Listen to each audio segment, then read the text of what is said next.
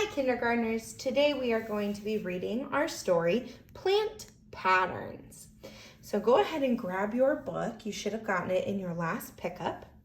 And this book is a nonfiction book, which means it's real life. It has real life pictures and it's about real life things. And we're going to be talking about plant patterns. Go ahead and point to your title of our story, Plant Patterns. This is our front cover, and if you flip it over, there's our back cover. We are going to do our first read today, so let's get started. Here's our title page.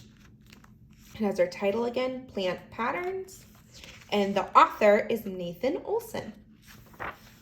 Here is our table of contents. So it tells us where we can find different things to talk about. So if we want to read about what is a pattern, go to page 4. Color patterns, page 8, and so on. So this is our table of contents. Let's read. Here is the title of this section. What is a pattern? A pattern is made by a repeated shape or color. Let's look for patterns in the world of plants. Each of these trees look exactly like the others. Trees trimmed to look the same make a pattern. Plants trimmed into green leafy animal shapes look fun, but they do not make a pattern.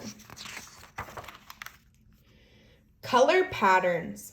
Bleeding hearts flowers bloom in a color pattern. Each pink flower repeats the same white stripe.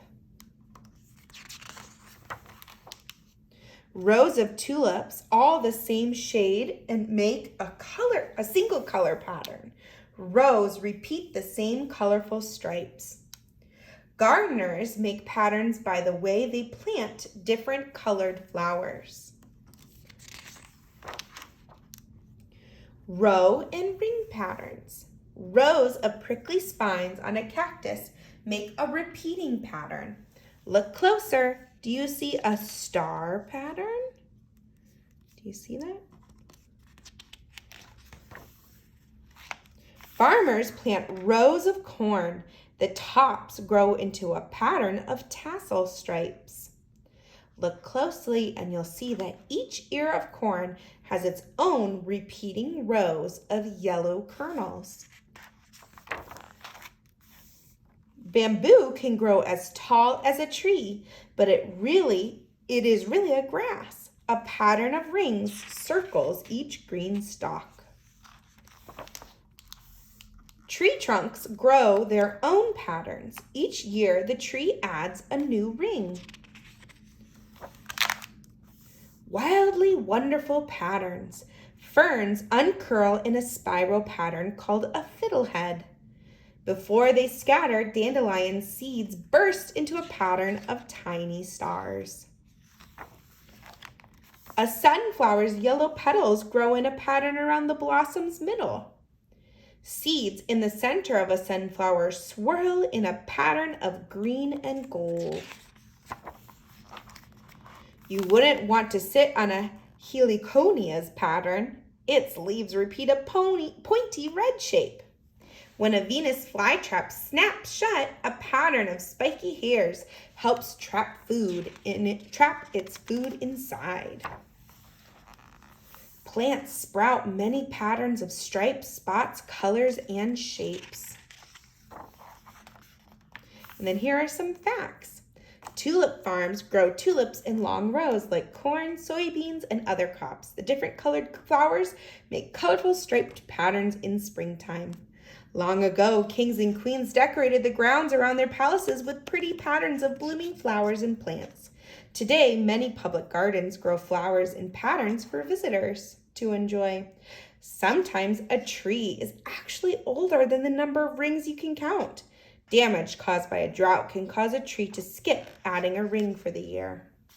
Some people think that the prickly spines on a cactus are a kind of leaf, but leaves are living parts of a plant. Even though a cactus spine grows, the only living part is its base. A fiddlehead fern gets its name from the plant's spiral growing pattern.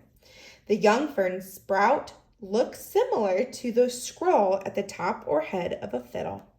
And the last one says sunflower seeds grow in spirals that alternate right and left. Most sunflowers have 34 spirals in one direction and 55 in the other.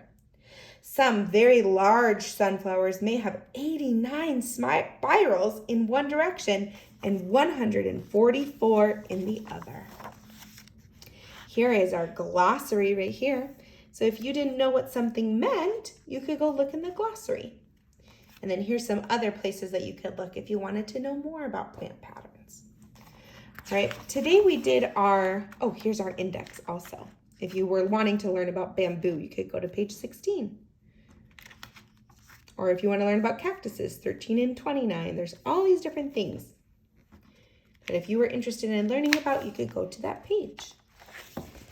All right, so this was our first read of our story, Plant Patterns. We're going to look closer at it tomorrow.